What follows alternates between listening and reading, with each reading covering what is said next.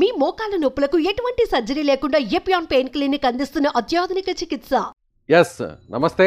మనతో పాటు ఉన్నారు సీనియర్ జర్నలిస్ట్ మా కొలీగ్ నాగరాజు గారు. ఒక విషయం మీద డిస్కస్ చేద్దాం.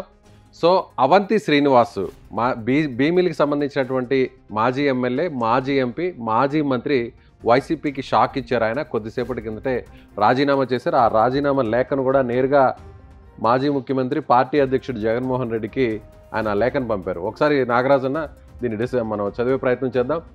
గౌరవనీయులైన వైఎస్ జగన్మోహన్ రెడ్డి గారికి జాతీయ వైఎస్ఆర్ కాంగ్రెస్ పార్టీ అధ్యక్షులు నా వ్యక్తిగత కారణాలతో ప్రత్యక్ష రాజకీయాలకు దూరంగా ఉండాలని నిర్ణయం తీసుకోవడం వలన భీమిలి నియోజకవర్గం ఇన్ఛార్జి బాధ్యతలకు మరియు వైఎస్ఆర్ కాంగ్రెస్ పార్టీకి ప్రాథమిక సభ్యత్వానికి రాజీనామా చేస్తున్నాను.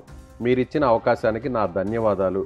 నా రాజీనామాను ఆమోదించవలసిందిగా కోరుచున్నాము. ఇట్లు ముత్యంశెట్టి శ్రీనివాసరావు బ్రాకెట్లో అవంతి మాజీ మంత్రివర్యులు. సో అలాగే ఆయన మిగిలిన వాళ్ళందరూ కూడా విజయసాయిరెడ్డి గారికి, గుడివాడ అమర్నాథ్ గారికి, తాడేపల్లి పార్టీ ఆఫీస్కి కూడా పంపించడం జరిగింది. ముసలి నీళ్ళలో ఉంటేనే దానికి బలం తెలుస్తుంది. అది బయటకు వస్తే ఏమవుతుందో అది తెలుసు. చేపకు కూడా నీళ్ళలో ఉంటేనే అది బతుకుతుంది, లేకపోతే ఏమవుతుందో తెలుసు. అలాంటి రాజకీయ నాయకులు వ్యక్తిగత కారణాలతో నేను రాజీనామా చేస్తున్నంత వరకు బాగుంది.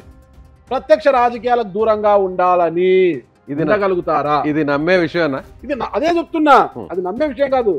ఎవరిని పిచ్చోళ్ళని చేస్తారు వీళ్ళు. ప్రత్యక్ష రాజకీయాలకు దూరంగా ఉండాలంటే ఈయన పేరు అవంతి శ్రీనివాసన్ ఎందుకు అంటారంటే ఈయనకు అవంతి కాలేజెస్ ఉన్నాయన్నమాట, ఇంజనీరింగ్ కాలేజెస్ ఉన్నాయి కాబట్టి కాలేజెస్ పేరు మీద అవంతి అవంతి అని వచ్చేసి అవంతి శ్రీనివాస్గా ఆయన పిలువబడుతున్నారు. గతంలో అయినా టీడీపీలో ఉన్నారు, టీడీపీ ఎంపీగా కూడా పనిచేశారు. తర్వాత వైసీపీ అధికారంలోకి వస్తుందని తెలియడంతో జగన్మోహన్ రెడ్డి గారి పాదయాత్ర సందర్భంగా ముందే స్మెల్ చేసి టీడీపీకి పంగనామాలు పెట్టి వైసీపీలోకి వచ్చారు. అక్కడ ఎమ్మెల్యేగా గెలిచారు, భీమిలి నుంచి మంత్రి కూడా అయిపోయారు. ఇప్పుడు వచ్చేసి మంత్రి పదవి అంతా ఎంజాయ్ చేశారు. 5 ఏళ్ల పాటు బాగా హ్యాపీగా ఉన్నారు. తన వ్యాపార సామ్రాజ్యాన్ని కూడా ఆయన పెంపొందించుకున్నారు. ఇప్పుడు తీరా ఏమైంది?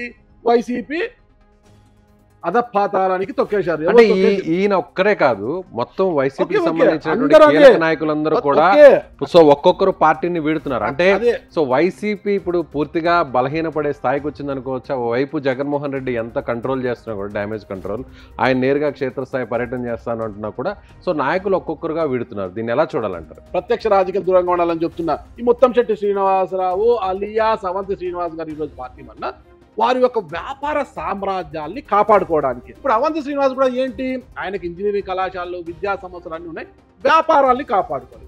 ఇక్కడ ఎక్కడొచ్చే కూడా ఏపీలో రాజకీయాల్లో మనం తీసుకుంటే ఏపీలో కావచ్చు, తెలంగాణలో కావచ్చు, కాంట్రాక్టర్లు, వ్యాపారస్తులు, విద్యా సంస్థల అధినేతలు వీళ్ళు మాత్రమే రాజకీయాల్లోకి వస్తుంటారంట. అంటే ఏ పార్టీ అధికారంలోకి వస్తే ఆ ప్రభుత్వంలోకి వెళ్ళిపోవడము, ఆ పార్టీ కండుగా కప్పుకోవడం వీళ్ళకి ఆనవాయితీ. ఎందుకంటే వ్యాపారాలు చూసుకోవాలి, వాళ్ళు ఎదగాలి. అంటే కొందరుంటారు వీళ్ళలో ఎవరు అధికారంలో ఉన్నా వాళ్ళ పార్టీ ఓడినా గెలిచినా ధైర్యంగా నిలబడే వాళ్ళు ఉంటారు. నారాయణ లాంటి వాళ్ళు ఉంటారు. అదొక మహాసముద్రం లాంటి వ్యక్తి. నెల్లూరు నారాయణ గారు, నారాయణ విద్యా సంస్థల అధినేత నెల్లూరు నారాయణ గారిని చాలా ఇబ్బంది పెట్టారు వైసీపీ గవర్నమెంట్. ఎంత ఇబ్బంది అంటే ఇంకా జైలుకి వెళ్ళిపోతారు నారాయణ గారు అని. అదే కాకుండా చాలా కేసులు సాధింపులు అన్ని కూడా ఎక్కడో 10th క్లాస్ పేపరు లీక్ అయితే నారాయణ గారే లీక్ చేశారు. 10th క్లాస్ పేపర్ కి నారాయణ గారికి సంబంధం ఉంటుందా అండి? మోకాలకి బోడుగుండికి ముడిపెట్టినట్టుగా నారాయణ గారి మీద కక్ష సాధించారు. అయినా నారాయణ గారు అదరకుండా బెదరకుండా నమ్ముకున్న పార్టీలోనే ఉండిపోయారు. అలాంటి వారు చాలా అరుదుగా ఉంటారంట. కానీ అధికారం, నాగరాజన్న, అధికారం ఎక్కడుంటే నాయకులు ఇక్కడి నుంచి అక్కడికి జంప్ చేస్తారు, అక్కడి నుంచి ఇక్కడ చూస్తారు. అయితే ఇక్కడ మనం ప్రధానంగా చూడాల్సింది ఎక్కడ వైఎస్ఆర్ కాంగ్రెస్ పార్టీ బలహీనపడే పరిస్థితి లేదంటారా? అంటే నాయకులందరూ వెళ్ళిపోతున్నారు. ఒకటేనండి, సమయం ఉంది. ఎవరైనా కూడా ఇప్పుడు టీడీపీని కూడా చాలా మంది సీనియర్లు వీడి యువతలకు వచ్చేసారు.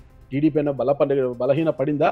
చంద్రబాబు నాయుడు గారు అంతకు రెట్టించిన ఉత్సాహంతో ఇంకా బలోపేతం చేసుకున్నప్పుడు కొత్త వారిని తయారు చేసుకుంటారు నమ్మకస్తుల్ని. జనసేనలో అసలు సీనియర్లు లేకపోయారు ఎన్నికల వరకు కూడా. మరి జనసేన ఏమైంది? 100% స్ట్రైక్ రేటుతో ఈరోజు అసెంబ్లీలో ఉంది, పార్లమెంట్లో ఉంది. పార్టీ అధినేతలు తీసుకునే నిర్ణయాలు వాళ్ళు నడిచే దారి మీద ఆధారపడి ఉంటుంది. జగన్మోహన్ రెడ్డి గారు ఇప్పుడు సీనియర్లు వెళ్ళిపోతున్నారు. తన ప్రవర్తనను, తన వ్యవహార శైలిని, తన మార్గాన్ని మార్చుకోకపోతే పార్టీ నిజంగానే బలహీనపడుతుంది. అరే పార్టీ సీనియర్లు ఎందుకు వెళ్ళిపోతున్నారు? సరే నేను నెక్స్ట్ క్యాడర్ని ఎలా చేసుకోవాలి, నేను పార్టీని ఎలా బలోపేతం చేసి ఆలోచించాలి. లేదు అవన్నీ ఏం లేదు, నన్ను చూసి ప్రజలు ఓట్లేస్తారు, నా బొమ్మను చూసి ప్రజలు ఓట్లేస్తారు, అదే ఒక ధోరణిలోనే ఆయన వ్యవహరిస్తారు అనుకోండి, పార్టీ ఖచ్చితంగా బలహీనపడుతుంది. అలాగే ఆయన ఒక మాట కూడా మాట్లాడడం జరిగింది, పోయేవాళ్ళు పోనండి ఆపేది లేదు అని. సో ఎవరిని కూడా ఆయన మాట్లాడే పరిస్థితి లేదంటారా? ఆయన ఆపడానికి ప్రయత్నించడం ఎవరైనా కూడా అధినేతలు ఇదే అంటారండి, పోయేవాళ్ళు పోనీయండి, పోవాలి అనుకున్న వారిని ఎవ్వరు ఆపలేరండి, వెళ్ళిపోతారు. కానీ ఎందుకు వాళ్ళు వెళ్ళిపోతున్నారు అనేది ఒకసారి పునశ్చరణ చేసుకోవాలి, అవలోకనం చేసుకోవాలి, ఆలోచించాలి. ఎందుకు వెళ్ళిపోతున్నారు, ఏంటి అసలు వాళ్ళకున్న బాధ ఏంటి, నా లోపం. చంద్రబాబు నాయుడు గారు ఎన్నోసార్లు చెప్పారు, నేను మారాను, నన్ను నమ్మండి అన్నారు. నిజంగానే చంద్రబాబు గారు ఈసారి మారారు. ఆయన పాలన చూస్తుంటే అందరికీ ఆశ్చర్యం అవుతుంది. ఏ పవన్ కళ్యాణ్ గారైనా, చంద్రబాబు నాయుడు గారైనా, ఇప్పుడున్న పురంధేశ్వరి గారైనా, బీజేపీ అధ్యక్షులు, వాళ్ళు ఒకసారి ఆలోచించాలి, ఏంటి వీళ్ళ పరిస్థితి ఏంటి, ఎటు అధికారం ఉంటే అటు వెళుతుంటారు వీళ్ళు, ఇతని మీద వచ్చిన కామెంట్స్ ఏంటి, ఆ వీడియో కాల్స్ ఎలా వైరల్ అయ్యాయి, ఇలాంటి వారిని ఆ పార్టీకి రాజీనామా చేసి తమ వ్యాపార సామ్రాజ్యం కాపాడుకోవడానికి మన వైపు వస్తుంటే వాళ్ళని పార్టీలో చేర్చుకోవాలా లేదా అని ఎవరైనా, చంద్రబాబు నాయుడు గారైనా, పవన్ కళ్యాణ్ గారైనా, పురంధేశ్వరి గారైనా ఆలోచించుకోవాలని నేను చెప్తానండి. రైట్ అండి.